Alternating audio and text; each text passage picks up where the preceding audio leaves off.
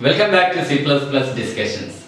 Last session we were discussing about abstraction and about classes, and we were discussing about different perspective of abstraction, designer perspective what is an abstraction, and the programmer perspective what is an abstraction.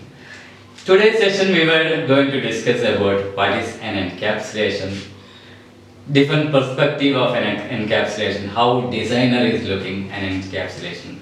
For a programmer perspective, what is an encapsulation? After explaining about encapsulation, we will be discussing about what is an object. So, today's session, we are going to discuss about what is an encapsulation. Before going to discuss about encapsulation, we can start with a small analogy. After that, we can study what is an encapsulation. Now, assume I am going to eat 1 packet of biscuit. I have a biscuit and I am going to eat a biscuit. What we supposed to do before eating a biscuit? There is a packet, or this biscuit is inside one packet. So for eating this biscuit we have to use one function, open packet function. I am just writing here, we have to use open packet. So whenever you want to eat this biscuit, first you have to open the packet, then take the biscuit, then eat. You cannot access this biscuit directly. You have to use open packet function. With the help of this open packet function, you can access this biscuit, take the biscuit, and you can eat the biscuit.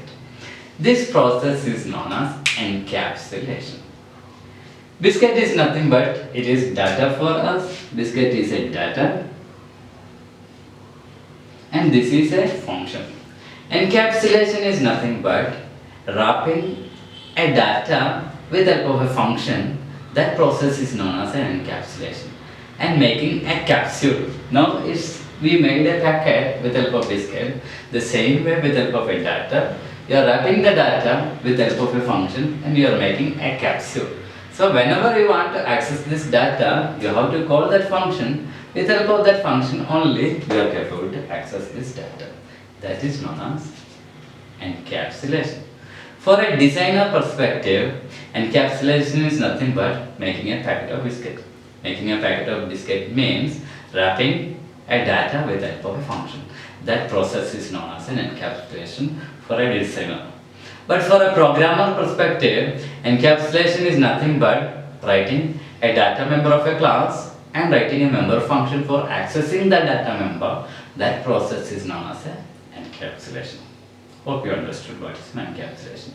Now assume we are wrapping the biscuit with the help of a packet. What we are achieving with the help of that? We are achieving a certain amount of security for that biscuit. Right? The same way, whenever we are going for an encapsulation, you are achieving a certain amount of security into the data. So outside people, they cannot access the data directly. They have to go with the help of a member function for accessing the data. So with the help of encapsulation, it is possible to achieve a certain amount of security. Encapsulation is nothing but making a packet of data or data which is wrapping with a function. That process is known as an encapsulation. Or making a capsule or making a packet with the help of data and function. That process is known as an encapsulation. Now we can discuss about what is an object.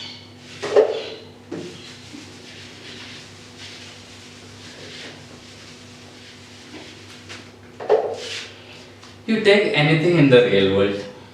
You take anything, for example, take one marker or take one duster. You take anything in the real world and check whether it have a SBI.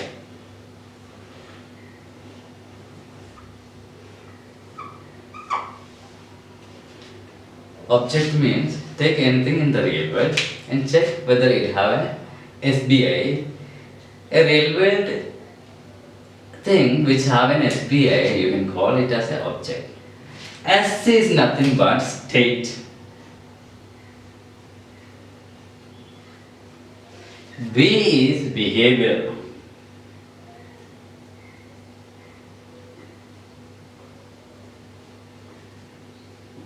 I is identity.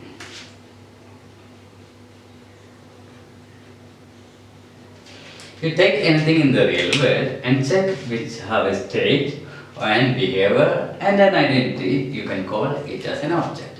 Now we can think about a designer perspective. What designer is thinking about an object? For a designer perspective,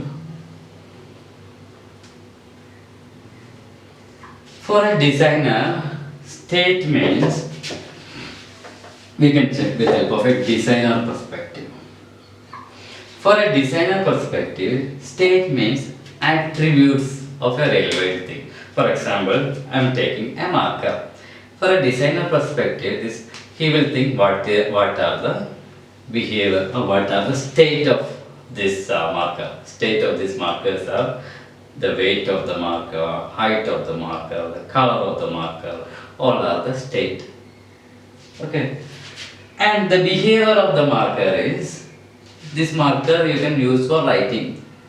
This marker you can use for throwing someone else, right? And that is known as the behavior. And identity means which needs some space for occupation. This marker which needs some space for the occupation, that is known as the identity in terms of a designer. This is state means attributes or properties. And behavior means the functionalities or functions you can perform. Functionalities. And identity means the space required for occupying. Now we can check whether this marker is an object.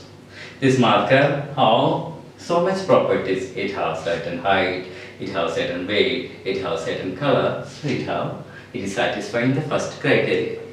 Now you can see whether it have any behavior. Yes, you can write, you can use it for writing, you can use it for drawing. Yes, it has certain behavior. Now we can check whether it have an identity. Identity means whether it's required some space for occupying. Yes, it's required some space for occupying. So you can call this marker as an object. Now you take anything in the real world and check whether it have a state, and check whether it have a behavior, check whether it have an identity. If anything in the real world which is satisfying these three criteria, you can call it as an object. Now for a programmer perspective, state means the data member of a class. State is nothing but data member. Behavior is nothing but the member functions.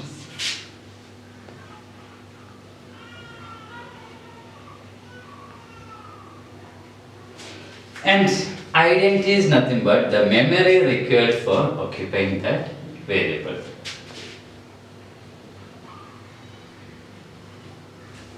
Now you create a class and write some data member of the class, write some member function, then create a variable of that class. You can call it as an object of that class. For example, I have a student class.